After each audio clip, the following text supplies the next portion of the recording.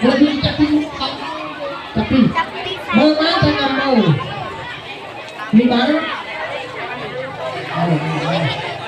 Lihat kamu dulu. Oh, leh, so, pengapi, penai, tempel leh, baik. Siap sampai dalam konsep mau desain, buat desain, mau desain, buat desain apa ya? Mau? Oh, dah apa lah? Bisa kalau sekarang kita ke mana desain yang baik. Ah, leh, ambil atau dia pakai. So,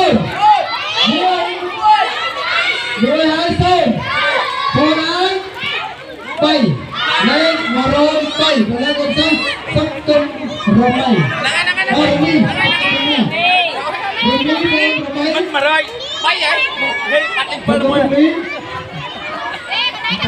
Lagi boleh. Lagi boleh. Oh, oke kasar lah. Kasar. Oke, dari desa dari sana kalau kita tunggu dia lah. Oh, oke. Sampai kau. Nanti cakap. Oke bang, pesan aku jangan saya. Oke, kenal, son, Sandria, le perempuan, le boy, le kasar, boy, orang kasar, dengan sok lim, dengan sok lim lagi boy, dengan sok lim lagi pink, dengan sok lim lagi boy. Ah, ini, kau aja apa?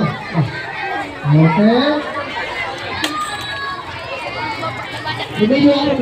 Terlatih ku. Umi, rumut bahasa tak.